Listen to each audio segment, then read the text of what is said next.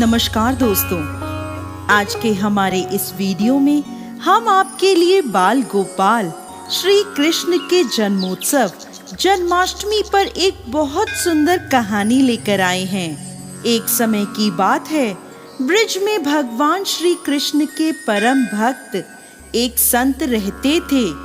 वो प्रभु के परम भक्त थे और सुबह शाम बस श्री कृष्ण की पूजा अर्चना में लगे रहते थे। वो दिन रात भागवत का पाठ करते रहते थे। उनके घर में उनका एक छोटा सा 4 साल का बेटा था। एक दिन उन संत को पास ही के गांव में भागवत पढ़ने का न्योता आया। वो जाना नहीं चाहते थे, लेकिन फिर भी उन्हें भागवत पढ़ने वहां जाना पड़ा।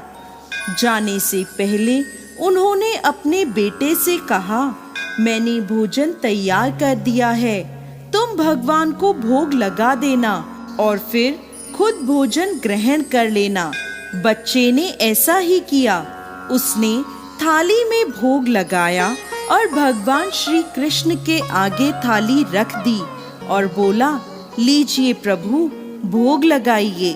थोड़ी देर बाद उसने देखा कि खाना तो सारा ऐसे ही रखा है, भगवान ने खाना खाया ही नहीं है। तो वह बोला, प्रभु आप भोजन कर लीजिए, वरना पिताजी आकर मुझे डांटेंगे।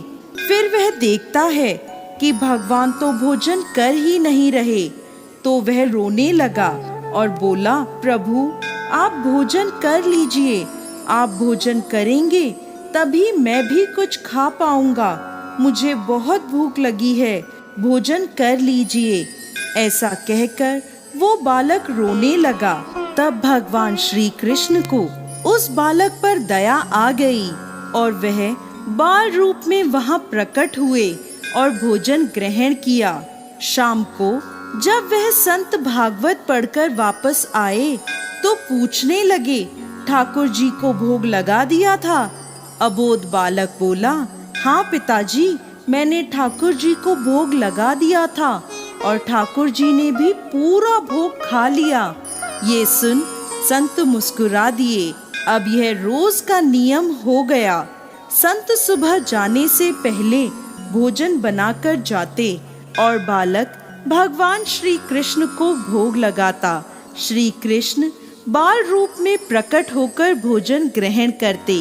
एक दिन संत ने सोचा, बालक रोज किसे भोजन कराता है, ये तो देखना ही पड़ेगा।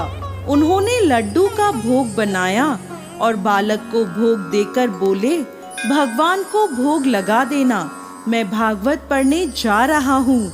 और वह संत दरवाजे की ओट में छुपकर देखने लगे तो उन्होंने देखा कि बालक ने भगवान श्री कृष्ण के समक्ष भोग के लड्डू रखे और श्री कृष्ण बाल रूप में प्रकट होकर लड्डू खाने लगे। इतने में वो संत भागे भागे अंदर गए और श्री कृष्ण के कदमों में गिर गए। संत के आते ही बाल गोपाल ने हाथ में लड्डू लिए प्रतिमा का रूप धारण कर लिया। उनके जड़ होते ही वह संत रोने लगे और बोले, प्रभु मेरी भक्ति में क्या कमी रह गई थी जो आपने मुझे कभी दर्शन नहीं दिए और इस नन्हे से बालक के समक्ष आप बाल रूप में प्रकट हुए। तभी संत को रोता देख वहां एक आकाशवाणी हुई और भगवान श्री कृष्ण स्वयं बोले, बालक का मन सच्चा है, उसका मन निर्मल है, उसके मन में कोई छल कपट नहीं है, इसलिए मुझे प्रकट होकर इसे दर्शन देने पड़े। जो कोई भी मुझे सच्चे मन से जपता है या सच्चे मन से याद करता है, उसके समक्ष मैं प्रकट होता हूँ। और तभी से भगवान श्री कृष्ण के लड्डू गोपाल स्वरूप की पूजा अर्चना होने लगी। तो दोस्तों, कैसी लगी आपको आज की हमारी ये जानकारी? हमें कमेंट बॉक्स में लिखकर जरूर भेजिएगा और साथ ही साथ हमारे इस चैनल को सब्सक्राइब करना ना भूलें। जय श्री कृष्ण।